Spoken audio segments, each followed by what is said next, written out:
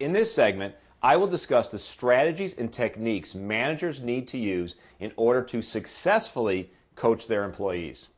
Before we begin, if you have not done so already, please download the workbook that goes with this video. Coaching, when used effectively, can be a very powerful tool in your toolbox for motivating and helping your employees achieve their potential. I would like to start by defining what we mean by coaching.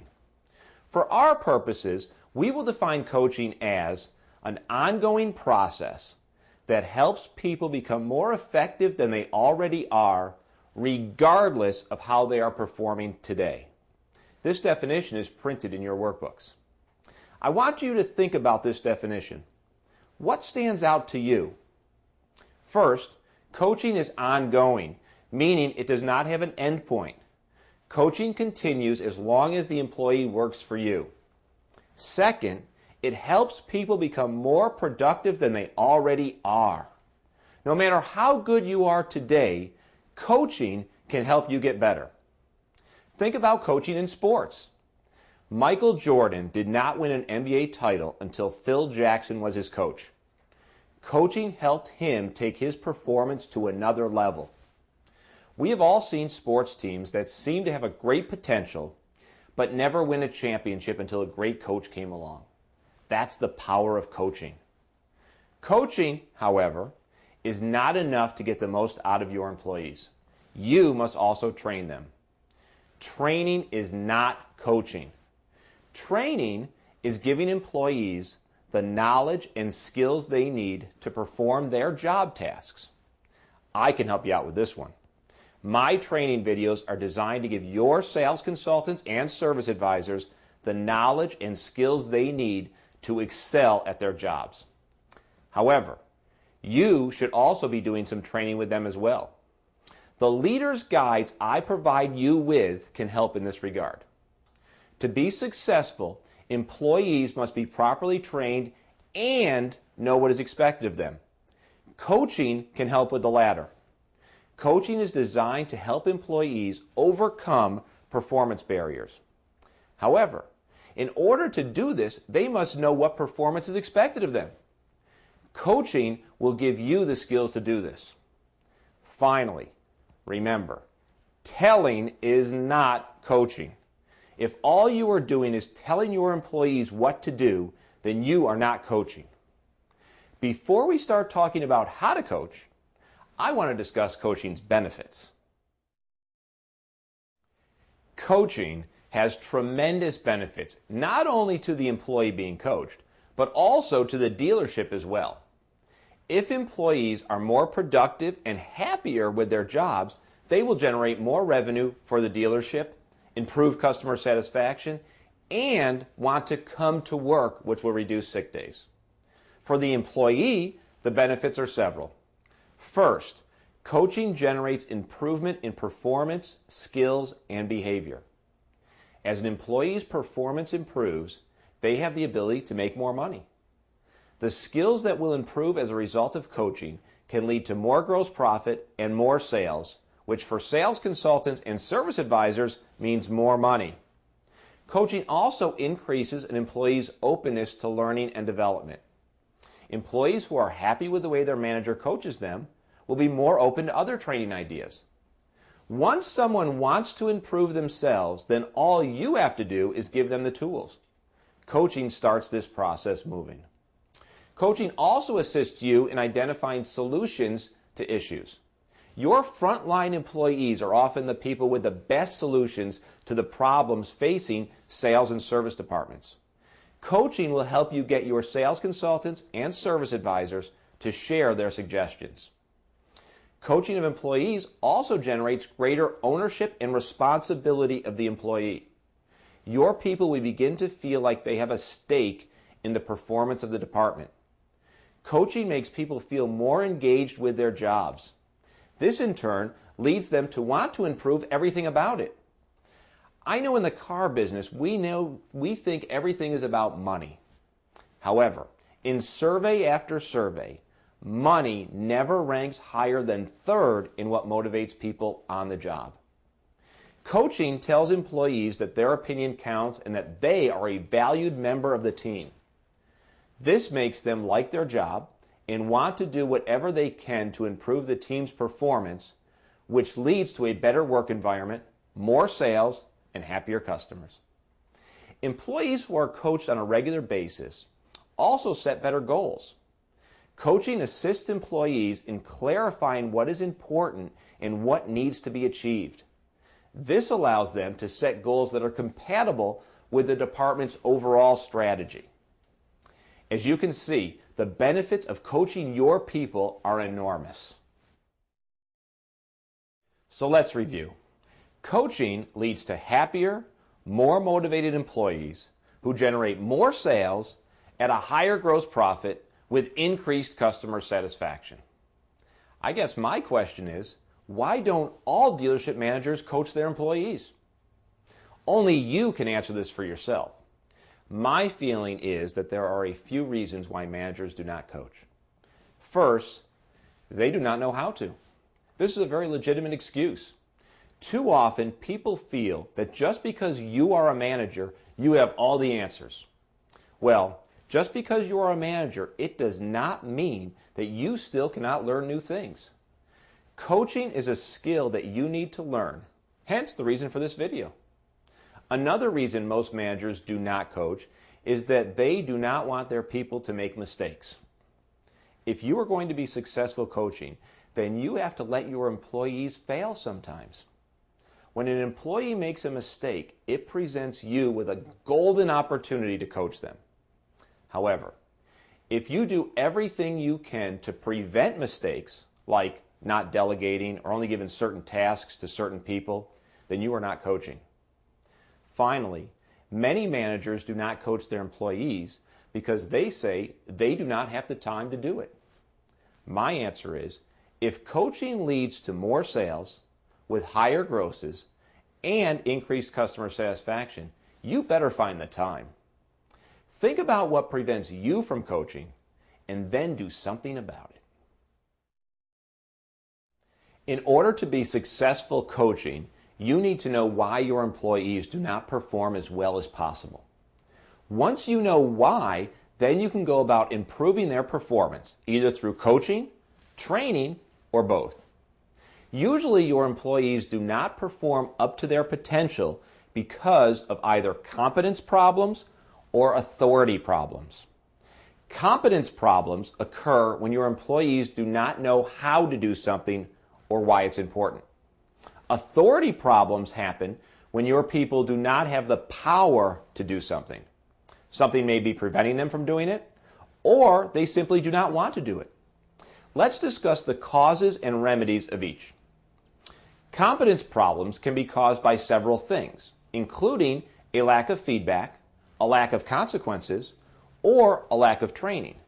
To determine the cause of the competence problem, managers need to ask task-related questions like, what steps do you follow when you do this?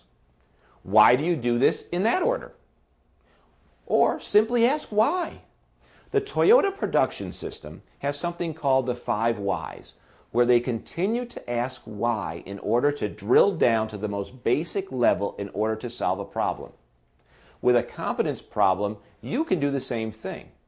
Ask your employees why they do something a certain way, then continue to ask why until you are comfortable that it is being done correctly or that you have enough information to fix the problem. Also, a great way to determine a competence problem is to observe your employee in action to see how they do the task. Once you know the cause of the competence problem, you can go about fixing it. You can improve competence problems through training on the desired skill or process, by giving feedback on a regular basis, and letting your employees know that for positive performance there will be positive consequences, and for negative performance there will be negative consequences. Authority problems are the result of no delegation from above, not having the correct tools or resources, or task interference. To determine the cause of authority problems, ask your employees what is preventing them from doing something a certain way, what resources do they need, And are they getting those resources? Finally, observe their work behavior. In order to improve authority problems, you will need to remove any obstacles that are in your people's way.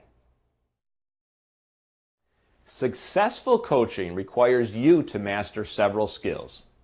These skills are listening skills, questioning skills, and observing skills.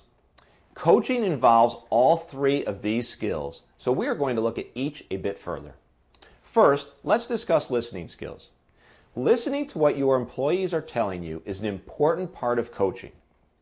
During coaching, you need to understand why your people are doing their job a certain way. They will tell you this provided you are listening to them.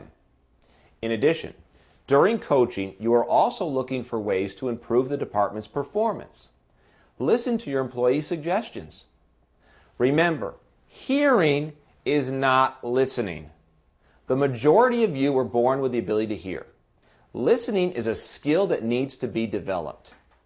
In the Listening Techniques video for your sales consultants, I go into great detail about how to become a successful listener. I suggest you take a look at this video if you haven't already. Listening is also an important part of the second coaching skill, which is questioning. Questions help you gather the information you need from your employees to determine why they are doing their job tasks a certain way. Questioning also helps you educate your employees to improve their performance. This is a critical part of coaching. Ideally, you want your employees to uncover what they need to do to improve on their own. If they can find out what needs to be done to improve performance, then they will take ownership of it and implement it. Questions allow you to guide them in the direction you want them to go. They will eventually get there, and they will feel they discovered the answer on their own. For example, when a consultant or advisor finishes with a customer, ask them what they thought went well and what did not go well. They will start to describe for you their good behaviors and their challenges. Use their responses to ask more questions to help them understand what would be a better way to do a particular task. Keep in mind, if they have been given the appropriate training, then they will already know what they should be doing. They just need you to help reinforce it. Asking them instead of telling them what they should do is the heart of coaching. For more information on questioning skills, watch the Questioning Skills for Sales Consultants video. Observation is the third important skill you need to be a great coach. Watching what your employee does and doesn't do, while not being intrusive while they do it, is definitely a skill. You know you need to see how they interact with customers. However, you cannot make it uncomfortable for either the employee or the customer. Therefore, you need to be in a place where you can see what is going on, but not so close that it is obvious. You need to watch without staring. Look at other things while you are observing them. Finally, let the employee know you will be observing them periodically, not to catch them doing something wrong, but to coach them on how to improve their performance, since everyone can improve no matter where they currently are today. Just to review, coaching must include constant and constructive feedback initiated by you and directed toward an employee. It needs to be aimed at increasing the employee's awareness of his abilities. When conducted properly, coaching results in increased performance. Coaching allows you as a manager to hold a mirror of truth up to an employee. Help him adjust his behavior and learn from his mistakes in a positive manner. Remember, you cannot coach from your desk. You need to be out where your employees are working to observe and listen to their behaviors. Coaching is not a passive activity. Now, let's review each step in the coaching process. Step 1, prepare to talk with the employee. Think about the message you want to send to him. Be competent in the area you want to coach the employee, and have confidence in yourself. To be successful in coaching, you need to be prepared for your coaching session. That means knowing your employees' job tasks and how they are supposed to be performed. It also means being prepared for their response. Know your employees well enough to know how they will respond to your coaching. In addition, preparing means letting them know what you are doing and why you are doing it. Step 2. List the job behaviors and competencies that are most important to the employee's position. Compare the observed behavior of the employee with ideal behaviors. Note any challenges along with ways you and the employee need to improve those behaviors. Coaching is all about feedback on behaviors.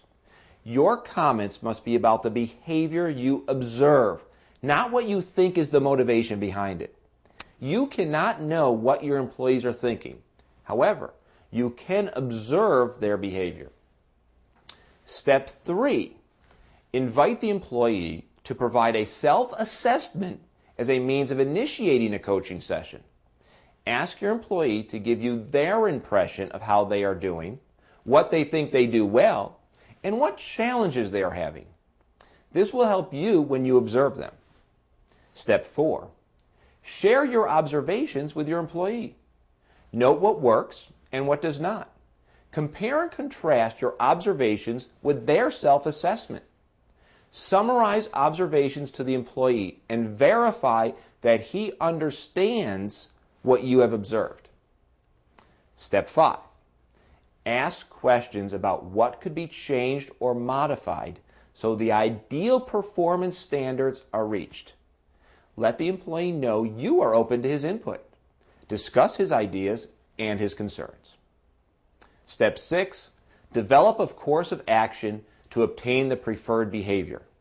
Identify the best situation and time for new learning to take place. What are the next steps? Is more training needed or just continued coaching?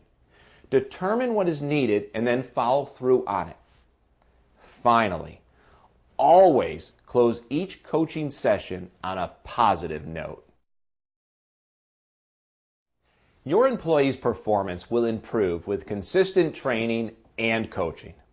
Both of these are required if you want your employees to be successful. To use another sports analogy, training is what happens before the game starts. Coaching is what happens during the game. Just as successful sports teams need both training and coaching to be successful, so does your team. Training should be a regular occurrence in your dealership. You can use my videos to train your employees. However, you should also be training them as well. You can use the leader's guides I provide to hold mini training sessions at your dealership. In addition, your manufacturers provide much product training as well. As you have seen though, training is not enough. You must also coach your team. Coaching is what you do throughout the day. It can be formal through scheduled meetings with your employee to talk about how things are going, or it can be informal by talking to them after they perform a particular action. In either case, coaching helps to reinforce what they learned during training. If you do not tell your employees what is expected or give them training on a topic, then you cannot coach them. Many times the best coaching occurs when you just approach an employee and talk about how things are going. You will find information that you can use to help them improve. And that is what coaching is all about.